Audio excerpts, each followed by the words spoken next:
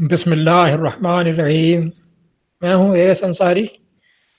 کسی صاحب نے یہ محمد شیخ صاحب کی ویڈیو مجھے بھیجی ہے کہ اس پر میں کچھ تبصرہ دوں، لہٰذا یہ آپ ویڈیو سنیے، میں پھر کچھ عرض کرتا ہوں۔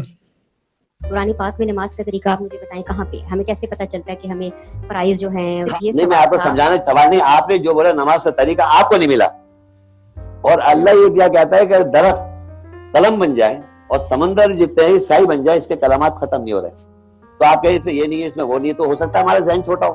یہ کیوں سمجھ لیا کہ ہم زیادہ قابل اللہ سے کہ اللہ نے اس میں نماز کا طریقہ نہیں بتایا ہوا؟ Did you find it yourself? And I will show you today کہ نماز کا طریقہ اس میں موجود ہے۔ پرابلم یہ ہے کہ اس نے کہہ دیا تو مان لیا۔ اب آپ کو میں بتا رہا ہوں آپ کو نماز کا طریقہ، اب آپ پیچھے چلے تو خاموش رہیں گے، پھر جب میں بتا دوں پھر بتائیے گا۔ اب ہم نے یہ دیکھا کہ دنیا میں نمازیں ہو رہی ہیں، قیام رکوع سجود ہو رہا ہے، جو ہو رہا ہے یہ ہو رہا ہے نا آپ کے ساتھ، قیام رکوع سجود، اور ساری مساجد جو ہے کعبے کو فیس کر رہی ہے، جو چیز پریکٹس دیکھی میں نے۔ اب میں قرآن میں دیکھ رہا ہوں کہ نماز کا طریقہ، جیسے آپ نے کہا قرآن میں نماز کا طریقہ نہیں ہے، تو میں نے کہا میں تو قرآن سے اپنی زندگی صحیح کرنا چاہتا، جیسا آپ نے کہا کہ ہر کوئی چاہتا ہے کہ بھائی قرآن سے، میں نے یہ نہیں کہا میں حدیث نہیں، میں نے تو قرآن کو میں نے پڑھا اس سے تھا اپنی گائیڈنس کے لیے۔ تو آپ یقین کریں نماز کا طریقہ ایک ورڈ میں ہے پورا۔ مصلی کسے کہتے ہیں؟ عربی جانتی ہیں آپ تھوڑا بہت؟ نماز پڑھنے کی جگہ۔ جب نماز کا طریقہ نہیں تو جگہ کیسے آ جائے گی؟ تو اللہ نے ایک ورڈ میں جواب دے دیا، وَاتَّخِذُوا مِن مَقَامِ إِبْرَاهِيمَ مُصَلَّى، تم اخذ کر لو مقام ابراہیم سے مصلی۔ مصلی کہاں ہے؟ وَإِذْ جَعَلْنَا الْبَيْتَ مَثَابَةً لِلنَّاسِ، ہم نے گھر کو امن کی جگہ، ثواب کی جگہ بنایا، اور وہاں سے کہہ رہا ہے وَاتَّخِذُوا، اخذ کر لو من مقام ابراہیم سے مصلی، نماز کی جگہ۔ تو وہاں صلاۃ ہو رہی ہے، قیام رکوع سجود ہو رہا ہے نہیں ہو رہا ہے؟ نماز ہو رہی ہے 5 ٹائم، وہاں سے اخذ کر لیں۔ وَمِنْ حَيْثُ خَرَجْتَ فَوَلِّ وَجْهَكَ شَطْرَ الْمَسْجِدِ الْحَرَامِ، جہاں کہیں بھی ہو دنیا میں مسجد حرام کا حصہ بن جاؤ، شطر حصہ۔ اب میں آپ کو جواب دے رہا ہوں، آپ کو سمجھ میں آ رہا ہے نہیں آ رہا ہے؟ میں آپ کو یہ بتا رہا ہوں کہ وہاں پر مسجد حرام میں امام نماز پڑھا رہا ہے، وہ مقام ابراہیم ہے۔ وَإِذِ ابْتَلَىٰ إِبْرَاهِيمَ رَبُّهُ بِكَلِمَاتٍ فَأَتَمَّهُنَّ قَالَ إِنِّي جَاعِلُكَ لِلنَّاسِ إِمَامًا، ہم نے ابراہیم کو کلمات سے آزمایا، فَأَتَمَّهُنَّ، انہوں نے پورے کر دکھائے، پورا کر دیا ان کے کلمات کو۔ قَالَ إِنِّي جَاعِلُكَ لِلنَّاسِ إِمَامًا، انہوں نے کہا ہم تجھے انسانیت کا امام بنائیں گے۔ امام ابراہیم علیہ السلام کو امام بنایا، تو وہ کہتا ہے وَمِن ذُرِّيَّتِي، کہا میری ذریت سے امام آئے، تو انہوں نے کہا جو ظالم ان کا میں نہیں دوں گا امامت۔ لیکن اس کے بالکل نیکسٹ آیت میں لکھا ہے وَإِذْ جَعَلْنَا الْبَيْتَ مَثَابَةً لِلنَّاسِ وَأَمْنًا، اور ہم نے ثواب کی جگہ اور امن کی جگہ بنایا گھر کو۔ پھر کہتا ہے وَاتَّخِذُوا، اخذ کر لو، لے لو، من کہتے سے، مقام کہتے جگہ، اسٹینڈنگ پوزیشن، مقام ابراہیم اسٹیٹس سے، ابراہیم کے اسٹیٹس سے، مصلی صلاۃ کی جگہ۔ تو جب مصلی کی صلاۃ کی جگہ ہو گیا تو صلاۃ ہوگی، تو وہاں ہوگی نا جگہ، تو وہاں ہو رہی ہے، سب چیز وہاں اسٹیبلش ہے، پوری دنیا کی مساجد اس کو فیس کر رہی، سب شطر کہتے ہیں حصہ بن جاؤ۔ حج عمرہ کرنے کے لیے آپ کو وہاں جانا پڑے گا، تو شطر مسجد حرام کا مطلب حج عمرہ کرنے کے وہاں جائیں اور یہ صلاۃ لے لیں۔ پوری دنیا میں ایسی ہو رہا ہے، مساجد وہیں فیس کر رہی ہیں، اور تمام دنیا میں جہاں کہیں بھی ہے، وَمِنْ حَيْثُ خَرَجْتَ، جہاں کہیں سے بھی نکلو، فَوَلِّ وَجْهَكَ شطر المسجد الحرام، اپنے چہرے کو شطر مسجد حرام کا حصہ بنا لو۔ تو ہم گھروں میں صلاۃ قائم کر رہے ہیں، صلاۃ وہاں سے آ گئی۔ آپ کو اعتراض ہے؟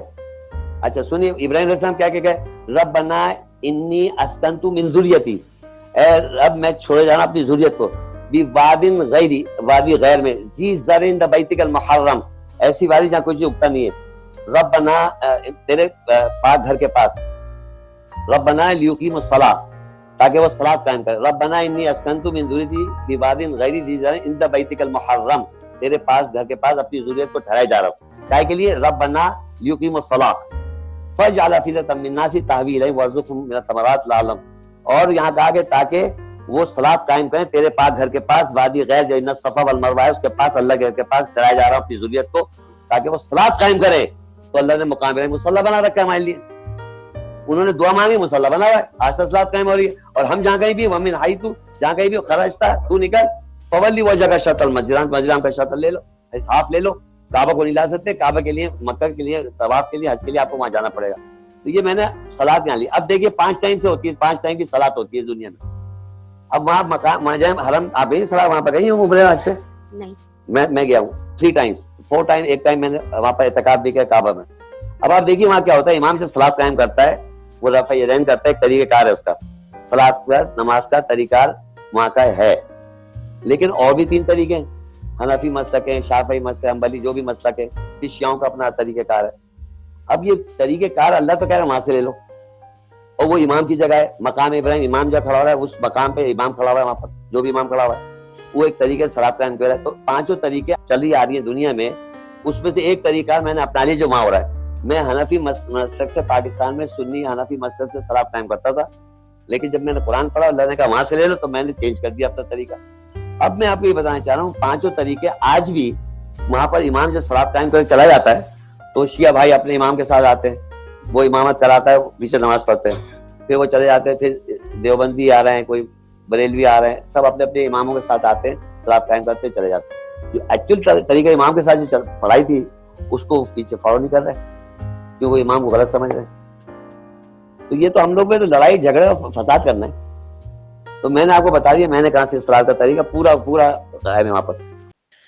اس ویڈیو میں اس خاتون نے جو سوال رکھا ہے محترم محمد شیخ صاحب کے سامنے صلاۃ سے متعلق، تو حقیقت یہ ہے کہ یہ ان کے سمجھنے کا میٹر ہے ہی نہیں، نہ ان کی اپروچ قرآن پر ہے نہ عربی زبان پر۔ اور خاتون تو خالص مذہبی رنگ میں سوال کر رہی ہیں، وہ بھی کوئی ریسرچر تو نہیں ہے۔ شیخ صاحب نے یہ 2 آیات رکھی ہیں 2/125 اور 14/37، یہ 2 آیات رکھی ہیں۔ آئیے پہلے انہیں دیکھ لیتے ہیں۔ اور جب ہم نے اس گھر کو مثابتاً و امناً بنایا لوگوں کے لیے، مثابہ اس میں ظرف ہے لوٹنے کی، پلٹنے کی جگہ، امن کی جگہ، جہاں دکھی لوگ آ کر پناہ لیں، یعنی دکھی انسانیت یہاں آ کر محفوظ ہو سکتی ہے، سکھ کا سانس لے۔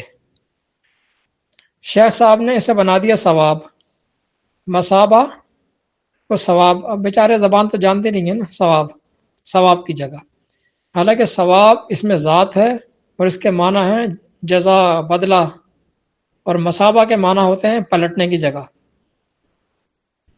پھر آگے کہتا ہے وَاتَّخِذُوا مِن مَقَامِ إِبْرَاهِيمَ مُصَلًّى 2/125، اور تم ابراہیم کے اس مقام یعنی ٹھہرنے کی جگہ بیت اللہ کو مصلی بناؤ۔ مصلی یہ بھی اس میں ظرف ہے اور اس کے معنی ہے صلاۃ کی جگہ یعنی پلیس، جہاں صلاۃ کا نظام قائم ہو، اس کا مرکز۔ صلاۃ کیا ہے یہ ابھی تک نہیں بتایا گیا، یہ ابھی تک نہیں بتایا قرآن نے۔ اس کو صلاۃ کی جگہ بناؤ، یہ تو حکم آ گیا۔ صلاۃ ہے کیا یہ تو نہیں بتایا، یہ کلیئر نہیں ہوا۔ اب دوسری آیت بھی دیکھتے ہیں۔ دوسری آیت میں ابراہیم علیہ السلام کہتے ہیں کہ اے میرے رب، میں نے اپنی اس فیملی کو اس بے آب و گیاہ وادی میں تیرے واجب الاحترام گھر کے پاس لا بسایا ہے، لیقوموا الصلاۃ، تاکہ لوگ یہاں صلاۃ کا قیام کریں۔ 14/37، تاکہ لوگ یہاں صلاۃ کا قیام کریں۔ یہ بھی اس وقت کی خبر آ گئی ابراہیم علیہ السلام کی دعا کی شکل میں کہ یہ بات یہاں بھی کلیئر نہ ہوئی کہ وہ صلاۃ ہے کیا۔ صلاۃ قائم کریں یہاں کہہ رہے ہیں، لیکن وہ صلاۃ ہے کیا، اس کو آپ نوٹ کرتے جائیے گا جو میں کہہ رہا ہوں۔ صلاۃ کا قیام رسول کی ذمہ داری ہے، یہ انتظامی معاملہ ہے۔ اچھا، اب آگے یہ سمجھ میں آ جائے گا آپ کے، آگے چلتے ہیں۔ اب مزید آگے بڑھتے ہیں۔ ابراہیم علیہ السلام سے لے کر محمد علیہ السلام تک سے قبل تک کے تمام انبیاء کا ذکر کرنے کے بعد قرآن کہتا ہے فَخَلَفَ مِن بَعْدِهِمْ خَلْفٌ أَضَاعُوا الصَّلَاةَ وَاتَّبَعُوا الشَّهَوَاتِ 19/59۔ پس ان تمام انبیاء کے بعد ایسے ناخلف لوگ آتے رہے کہ صلاۃ کو تو ضائع کرتے رہے اور اپنے تراشیدہ خود ساختہ صلاۃ کی اتباع کرتے رہے، اس کی جگہ ایک خود ساختہ صلاۃ رکھ دی اور اس کو پڑھواتے رہے۔ مطلب کہ صلاۃ کو ترک نہیں کیا تھا، یہ ذہن میں رکھیے، ترک کرنا اور ہوتا ہے، ضائع کرنا اور ہوتا ہے۔ صلاۃ کو ترک نہیں کیا تھا بلکہ ضائع کیا تھا، گویا وہ صلاۃ کو اصل سے ہٹا کر کسی اور ہی خود ساختہ رنگ میں چلاتے رہے. بالکل ایسے ہی جیسے آج ترک تو نہیں کی ہے نا، نماز تو پڑھ رہے ہیں لوگ، ترک نہیں کی ہے، ضائع کر رکھی ہے، ضائع کر دی، اس کو اصل سے ہٹا دیا، ضائع کر رکھی ہے جو اپنا نتیجہ برآمد نہیں کر رہی. گویا کہ محمد علیہ السلام سے پہلے کی صلات نمونہ نہیں بن سکتی. اب خاص محمد علیہ السلام کے دور کے لوگوں کی صلات کو بھی ہم دیکھ لیتے ہیں کہ وہ کیا تھی. چنانچہ ان کے دور کے لوگوں کی صلات کے بارے میں قرآن کہہ رہا ہے کہ وما کان صلاتهم عند البیت الا مقام و تصدیہ 8/35. ان لوگوں کی صلات اس کے سوا اور کیا ہے کہ بیت اللہ کے پاس آ کر سیٹیاں بجاتے ہیں اور تالیاں پیٹتے ہیں. گویا کہ مکے کے لوگوں سے بھی صلات نہیں مل سکتی تھی، اور ابراہیم سے لے کر سابقہ انبیاء کے پیروکاروں سے بھی نہیں مل سکتی تھی. وہ بھی ضائع کر دی گئی، یہ بھی غلط کر دی گئی. تو پھر یہ شیخ صاحب ان آیات سے کیا حجت قائم کر رہے ہیں؟ ان آیات کو کوٹ کر کر کے یہ کون سی صلات نکال رہے ہیں وہاں سے؟ اب آتے ہیں صلات کے لغوی معنی پر. صلات کے لغوی معنی سے بس اتنا ہی معلوم ہوتا ہے کہ صلات کے معنی ہے کسی شے کا اپنے ہدف سے جا کر مل جانا اور اس کے آگے نہ بڑھنا اور نہ پیچھے رہنا اور متحرک بھی رہنا. یہ اس کے اندر بنیادی پوائنٹس ہیں. اس میں جمود نہ ہو. جیسے گھڑ دوڑ کی مثال جو آئی ہے لغت کے اندر، گھڑ دوڑ میں اگلے گھوڑے کے پیچھے پیچھے دوسرے گھوڑا اس سے مل کر چلتا ہے اور مسلسل متحرک رہتا ہے. بس لغت سے اتنا ہی ملتا ہے. عرب کرسچنس اپنی گیدرنگ جو جا کے جو گیدرنگ کرتے ہیں چرچ کے اندر، اپنی گیدرنگ کو جو وہ چرچ میں جا کر کرتے ہیں اسے عرب جو کرسچن جو ہیں اس کو صلات ہی کہتے ہیں. انگریز لوگ اس کو پریئر کہتے ہیں، اور پاکستانی کرسچن اسے نماز کہتے ہیں. اب دیکھ لیجیے صلات کیا ہے، یعنی گویا کہ ان کے صلات ان کے پاس، ان کی صلات ان کے پاس. تو صلات کے پھر لغوی معنی تو نہیں نکل سکتے نا کچھ بھی. پاکستانی کرسچن اسے ہی نماز کہتے ہیں، اور قرآن نے اس کے کچھ گوشے واضح کیے ہیں، کیونکہ یہ معاملہ انتظامی معاملہ ہے، اس کی ڈیٹیل دے ہی نہیں سکتا تھا وہ. کچھ گوشے اس کے واضح کیے ہیں. لہذا نمبر 1، صلات کا مطلب فرائض منصبی یہ بھی نکلتا ہے، فرائض منصبی. چنانچہ تمام اشیاء کائنات کے بارے میں کہتا ہے قرآن کہ کل قد علم صلاتہ 25/41. ان میں سے ہر شے جانتی ہے کہ اس کی صلات کیا ہے. یعنی ہر شے اپنی لگی بندی ڈیوٹی انجام دے رہی ہے. اس کو ہی صلات کہا گیا، یہی صلات ہے، یہ ان کی صلات ہے. صلات کے لغوی معنی یہاں بھی کلیئر ہوئے کہ جو جس کے ذمہ کام ہے وہ اسے سر انجام دے. کام کا اپنے ہدف سے جا کر مل جانا اور متحرک رہنا، یہ ہوگی صلات. نمبر 2، رسول سے کہا جا رہا ہے اقیم الصلاۃ علی ذکری. رسول سے کہا جا رہا ہے، یہ حضرت موسیٰ کی بات ہے. کہا جا رہا ہے کہ اقیم الصلاۃ علی ذکری 20/44. صلات قائم کر میری نصیحت کے لیے، میری نصیحتوں کے لیے. مطلب احکام الہیہ کو پبلش کرنے کے لیے یہ حکم دیا گیا ہے رسول کو. دوسری جگہ عوام کو حکم دیا جا رہا ہے وَإِذَا نُودِيَ لِلصَّلَاةِ مِنْ يَوْمِ الْجُمْعَةِ فَاسْعَوْا إِلَىٰ ذِكْرِ اللَّهِ 92/9. دیکھیں وہاں بھی ذکر آ گیا، اقیم الصلاۃ علی ذکری، یہاں بھی ذکر آ گیا، نصیحتیں. اور جب تمہیں بلایا جائے صلات کے لیے بروز جمعہ تو جلدی کرو اللہ کی نصیحتوں کی طرف. مطلب یہ کہ اسی صلات کا ایک گوشہ یہ بھی ہے کہ اللہ کی کمانڈز، اس کی نصیحتیں پبلک تک پہنچانے کا کوئی اجتماعی سیشن قائم کیا جائے جہاں لوگ آئیں، اکٹھے ہوں اور ان کو وہ کمانڈز دی جائیں. صلات، یہ اس کو بھی صلات کہا گیا ہے، قائم کی جائے. جو احکام ہیں وہ کتاب سے نکل کر عوام تک پہنچائے جائیں. یہ ہوگا ہدف، تاکہ وہ احکام جو قرآن میں لکھے ہوئے تھے، جامد تھے، وہ متحرک ہوں، ان کا عملی نفاذ ہو، پبلک اس پر عمل پیرا ہو. ایک صلات کا پہلو یہ آ گیا. گویا کہ صلات جامع طور پر ایک ایسی چیز ہے کہ ہر شے، ہر حکم اپنے ہدف تک پہنچ کر ایکٹیو ہو جائے، سرگرم عمل ہو جائے. یہ اس کے بنیادی ڈھانچہ آ گیا صلات کا. اور احکامات جب تک پاور نہ مل جائے صرف کتاب کی زینت بنے رہتے ہیں. احکام، آرڈرز. کوئی چلا سکتا ہے آرڈر؟ میں کہوں کہ بھائی یہ تم کیا کیلے کے چھلکے پھینکتے جا رہا، اٹھاؤ ان کو. اگر میں ریکویسٹ کروں تو شاید وہ اٹھا بھی لے، میرا حکم دینے پر تو کبھی بھی نہیں مانے گا. احکام جب تک پاور نہ ہو، پاور نہ مل جائے صرف کتاب کی زینت بنے رہتے ہیں. اس سے نصیحتیں تو کی جا سکتی ہیں، اس کی امپلیمنٹیشن نہیں ہو سکتی، نافذ نہیں کر سکتے. نافذ جب ہوگا جب پاور ملے گی. لہذا اس میں لکھے ہوئے تو ہیں وہ احکامات کتاب میں، لیکن کسی کام کے نہیں جب تک ان کا عملی نفاذ نہ ہو. اور عملی نفاذ کے لیے پاور چاہیے ہوتی ہے، پاور کا ہونا شرط ہے. اس کا مطلب ہے کہ صلاۃ کے عمل کو ایکٹیو ہونے کے لیے دین کے قیام اسٹیٹ کا ہونا لازم ہے. دین کا قیام اور اسٹیٹ کا ہونا لازم ہے. جی یہی بات ہے.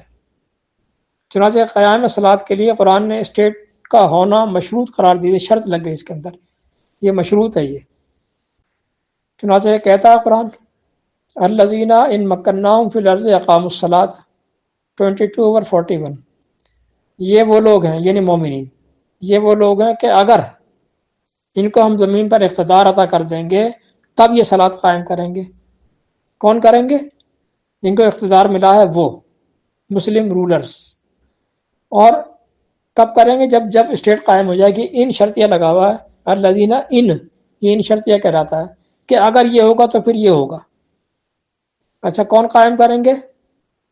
جن کو اقتدار ملا ہے یعنی مسلم رولرز. یہ کام مسلم رولرز کا ہوگا.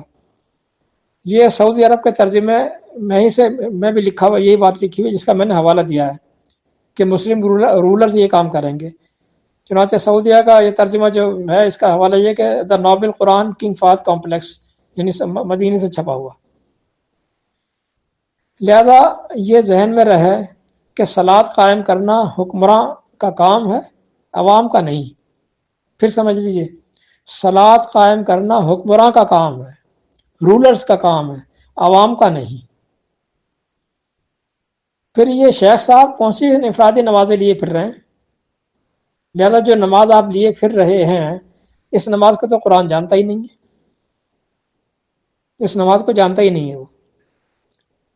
اور قرآن کا یہ اسلوب ہے کہ جس کام کی ڈیٹیل قرآن نہ دے، صرف چند ہنٹس دے دے، اس کا عملی نفاذ رسول کے ذمہ ہوتا ہے. اس کا عملی نفاذ رسول کے ذمہ ہے. رسول کی بہت بڑی انوالومنٹ ہے اسلام کے اندر، بہت بڑی انوالومنٹ ہے، رسول کے ذمہ ہوتا ہے. اس لیے کہ اس کو فکس کرنا اللہ کی منشا تھی نہیں، وہ فکس ہو ہی نہیں سکتا تھا. اس میں چینج آنی، وقت کے ساتھ ساتھ چینج آنی تھی. فکس کرنا اللہ کی مشیت ہی نہ تھی. وقت کی ضرورت کے تحت رسول اس کو نافذ کرے گا اپنی شورا کی باہمی مشاورت سے، موشل کنسلٹیشن سے. چنانچہ قرآن کہتا ہے شاورہم فی الامر 3:159.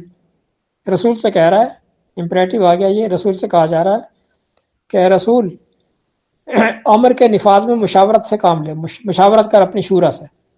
امر کسے کہتے ہیں؟ امر معاملات کو بھی کہتے ہیں، کاموں کو، اور ذیلی احکام کو بھی کہتے ہیں. یعنی آرڈر سے نیچے، حکم سے نیچے، حکم کے ماتحت رہ کر جو حکم دیا جائے گا وہ کہلاتا ہے امر.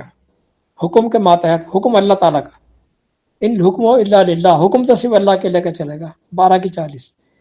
اس حکم کے نیچے ذیلی احکام، ان کو امر کہا جاتا ہے. نفاذ میں مشاورت کر اپنی شورا سے امر معاملات کو کہتے ہیں، اور ذیلی احکام کو بھی کہتے ہیں. لہذا صلاۃ کا عملی نفاذ اصل میں رسول کے ذمہ ہے. اسی وجہ سے قرآن نے ڈیٹیل نہیں دی ہے. دیکھیں میں پہلے بھی دو آیتیں رکھایا ہوں ابراہیم سے لے کر اس کے بعد کہ اس کی ڈیٹیل کہیں بھی نہیں دے رہا ہے اللہ تعالیٰ، اس لیے کہ وہ ڈیٹیل کا معاملہ ہے ہی نہیں، وہ رسول کرے گا، نفاذ انتظامی معاملہ ہے وہ. لہٰذا صلاۃ کا عملی نفاذ اصل میں رسول کے ذمہ ہے، رسول نے کرنا ہے. اور قرآن نے رسول کہا ہے، یہ آپ پھر اور ذہن میں رکھیے بات، قرآن نے کیا کہا ہے؟ رسول. پورے قرآن میں رسول کی اطاعت، رسول یہ کرے گا، رسول وہ کرے گا، تمام فزیکل کام رسول کے ذمہ. ایک جگہ بھی نہیں کہا کہ نبی کے ذمہ، نبی نہیں. نبی کا تو ختم ہو گئی، نبوت ختم ہو چکی، وہ عہدہ ختم، محمد علیہ السلام بھی گزر گئے، رسالت جو عہدہ ہے یہ باقی ہے، لہذا رسول کہا، ہر جگہ رسول کہا، اور انہوں نے رسول کہا ہے، حدیث کی کتاب نہیں کہا کہ اطیع اللہ و اطیع الحدیث یا اطیع اللہ و اطیع الکتاب، نہیں جناب، سوال ہی پیدا نہیں ہوتا ہے، اور اللہ بھولتا نہیں ہے، غلطی بھی نہیں کرتا ہے کہ غلطی سے کہہ گیا ہو۔ یہ موضوع الگ ہے، قرآن کی روح سے رسول کا عہدہ ختم نہیں ہوا، یہ بہت بڑی سازش کی گئی ہے، 1400 سال سے چلتی چلی آ رہی ہے۔ جو لوگ اس کی تفصیل جاننا چاہتے ہیں وہ یوٹیوب پر میری ویڈیوز نکال کر سن لیں، عنوان ہے اس کا نبی اور رسول کا فرق، 8 والیومز ہیں اس کے، نبی اور رسول کا فرق۔ صلاۃ اختصار کے ساتھ یہ ہے کہ احکام کتاب کے اندر لکھے ہوئے ہوتے ہیں، ان کی تبلیغ سے کچھ لوگ ایمان لے آتے ہیں اور کچھ لوگ متفق ہو جاتے ہیں۔ پھر مومنین کو اللہ اپنی رحمت سے زمین پر پاور دے دیتا ہے، 24/25، 24/55، یہ میں سے ریفرنس دے رہا ہوں، آپ آیتیں نکال کر دیکھ لیجیے گا، 24/55۔ پھر ان میں انتظامی معاملات چلانے کے لیے ایک رسول بعثت ایڈمنسٹریٹر کی طلب ہوتی ہے کہ اب کون چلائے گا، تو اللہ اس کا بھی بندوبست کر دیتا ہے۔ انہی مومنین میں سے ایک شخص ابھر کر سامنے آ جاتا ہے بطور رسول، 3/164، یہ بھی آیت نکال کر دیکھ لیجیے۔ اور پھر حکومت کا ڈھانچہ تیار ہو جاتا ہے، تب پھر صلاۃ قائم کی جاتی ہے، اس کے بعد صلاۃ کا نمبر آتا ہے 22/41، جو بتا چکا ہوں میں آیت، وَإِن مَّكَّنَّاهُمْ فِي الْأَرْضِ الَّذِينَ إِن مَّكَّنَّاهُمْ فِي الْأَرْضِ أَقَامُوا الصَّلَاةَ، یہ وہی آتا ہے 22 کی 41، یعنی پھر صلاۃ قائم کی جاتی ہے 22 کی 41 کے تحت۔ اور چونکہ یہ خالص انتظامی معاملہ ہے اس لیے صلاۃ کے تمام گوشے رسول اپنی شورا کے ذریعے طے کرتا ہے۔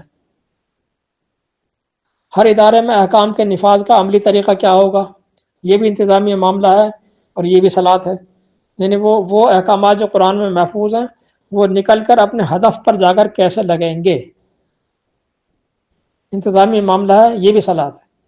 عوام کو یہ پبلک قوانین کیسے اور کب سکھائے جائیں گے، جو عوام کے لیے یعنی پبلک لاز بنائے گئے ہیں قرآن کی روح سے، قرآن کو آئین مان کر اس کے ذیلی قوانین بنائے، لیجسلیشن کی گئی ہے، لیجسلیشن، تو عوام کے لیے پبلک قوانین بنائے گئے ہیں، پبلک لاز۔